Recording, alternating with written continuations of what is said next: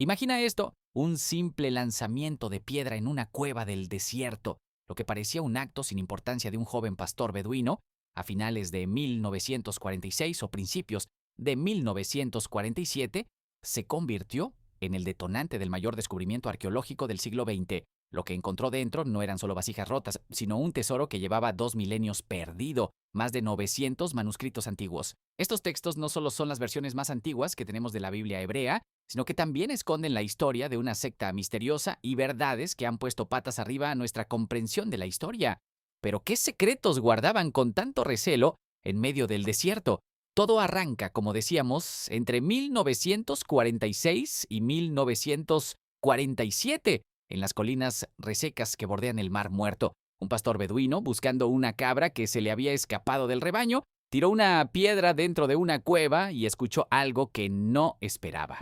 El sonido de cerámica al romperse, la curiosidad le pudo, y al entrar descubrió varias jarras de barro enormes. Dentro había rollos de cuero envueltos en tela de lino.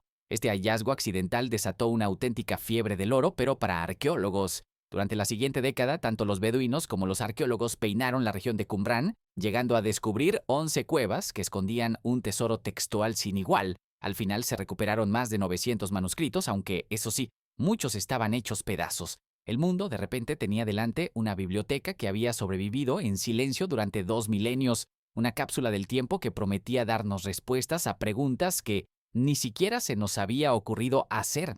Vale, ¿y qué demonios decían estos rollos? Al analizarlos, los expertos se encontraron con una colección increíblemente variada, escrita sobre todo en hebreo, pero también en arameo y griego. Básicamente los podemos agrupar en 3 categorías. Primero, los textos bíblicos. Se encontraron fragmentos de casi todos los libros de la Biblia hebrea, lo que hoy conocemos como el Antiguo Testamento. Una curiosa excepción es el libro de Esther, del que no se encontró rastro. Estos manuscritos son, de media, 1000 años más antiguos que cualquier otra copia que tuviéramos hasta entonces, dándonos una ventana directa a cómo eran estos textos en la época del Segundo Templo de Jerusalén. Segundo, estaban los textos que llamamos apócrifos. Aquí se incluyen obras como el libro de los Jubileos o el libro de Enoc, textos religiosos muy populares en su día, pero que por lo que fuera, no entraron en el canon oficial de la Biblia. Y el tercer grupo, que para muchos es el más alucinante, son los textos de la propia secta. Eran documentos exclusivos de la comunidad que escribió y guardó los rollos.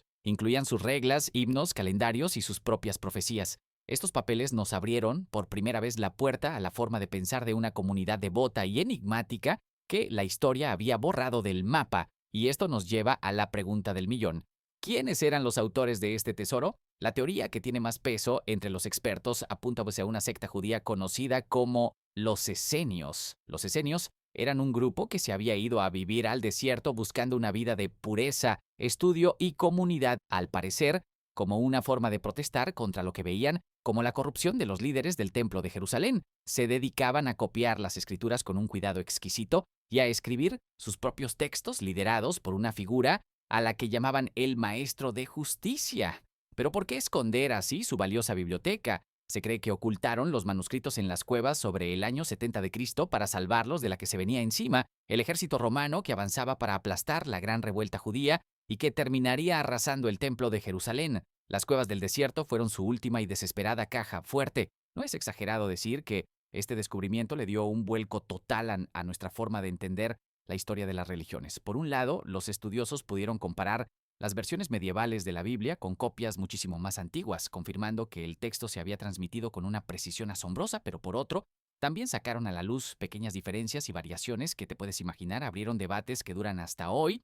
Estos textos nos pintan un cuadro muy diferente del judaísmo en tiempos de Jesús. No era un bloque único, sino más bien un mosaico de distintas creencias y prácticas. Nos dan un contexto brutal para entender los orígenes del cristianismo, demostrando que muchas ideas que pensábamos que eran puramente cristianas ya estaban dando vueltas en el mundo judío de la época. Y aunque ha habido 1000 teorías, hay que dejarlo claro. No se habrá encontrado ni una sola mención directa a Jesús o a sus seguidores, pero el mundo de los esenios es, sin duda, el mundo en el que nació el cristianismo. Si esta historia de 2000 años te ha enganchado tanto como a mí, suscríbete y cuéntame en los comentarios qué es lo que más te vuela la cabeza de todo esto.